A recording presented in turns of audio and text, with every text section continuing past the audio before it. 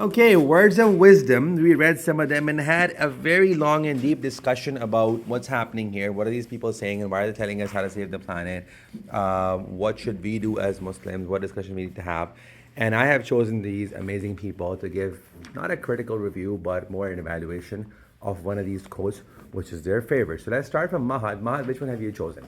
I chose the take care of the earth and she will take care of you from the unknown. Okay, and what do you say about that? The quotes that stands out to me that goes take care of earth and she, keyword she, will take care of you. What interests me on this quote is who is she? Maybe it's Mother Nature, but the person who said this is probably implying or believing in another god, and it feels like the person is making like some sort of categories to like divine beings. And if I were to ask the author some questions, I would ask who exactly is she and how do you know she exists? Wow. Well done. How do you know that she exists, right? Like you're implying that there is a God and that gender's female, and or maybe there's a God only for Earth. What's happening here? Good, very good question. Ibrahim, which one did you choose and why and what's going on? So I chose this saying: we do not inherit the earth from our ancestors, but we borrow it from our children. Okay. So this is an Aboriginal proverb. So And I yours? picked this quote since it shows the importance of thinking about the future of the earth and the predicament we might leave our children in. So a lot of people make the excuse that the earth is in sad shape due to their ancestors not being responsible enough and spreading all of that pollution and all of that.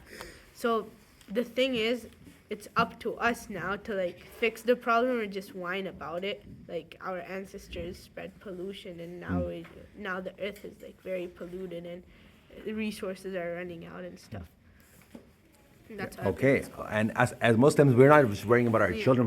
We're worrying about entire humanity, and not just their material sustenance and survival. They're also their moral survival, right?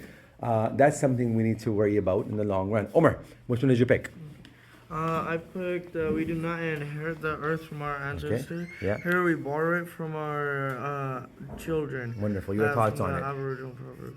I think this is the best one because Why? it tells us that we should not be greedy and take everything for ourselves, and we should save for our younger generations. And this also shows us what Allah Subhanahu wa Taala has given to us. Okay, so be grateful for what we have and also worry about our children in the future. Haris, which one did you choose? I'm not on yet. Okay, Hamdan. I chose humankind has not woven the web of Yes. woven the web of life. Yeah. We are but one thread within it.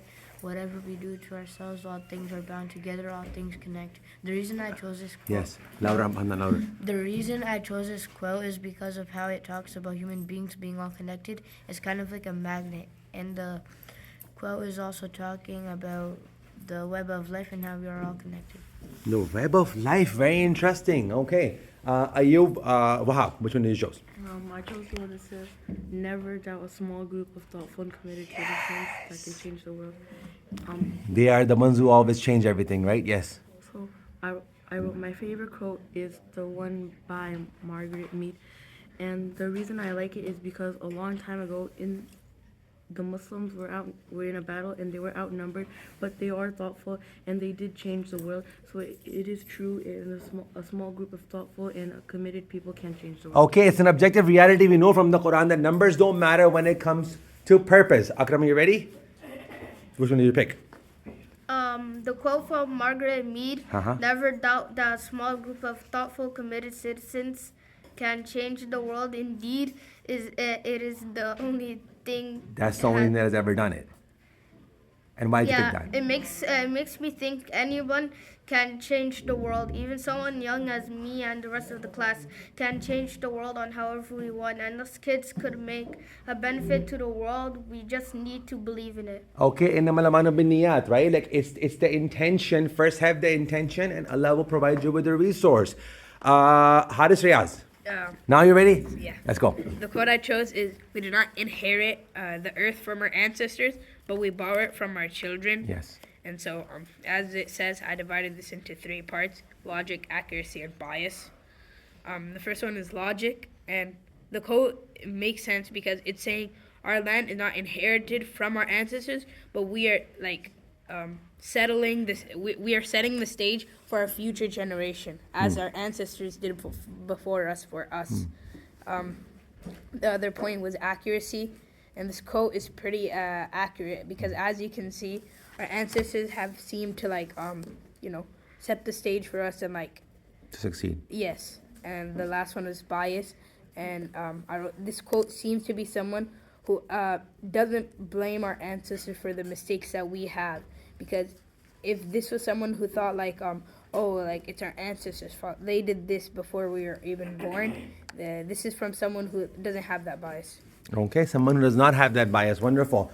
Ayan, you are last but not the least whenever you're ready. I think this quote, never doubt that a small group of thoughtful, committed citizens can change the world. That's and my favorite too, yeah. Indeed, it is the only thing that ever has. It is a good quote because which us humans could ponder on, because one group, even a small group, has ideas which can benefit the environment. Because when humans can contemplate on this quote, they could show their potential. Because when people have ideas, it's only accepted by the government because they're wealthy. Okay. Wonderful. Now, also, we made a commitment to each other that if it's talking about words of wisdom, the first and the most capable human that ever has lived on earth talking about wisdom is Prophet Muhammad Sallallahu Alaihi Wasallam. And we will do an effort to reprint this book.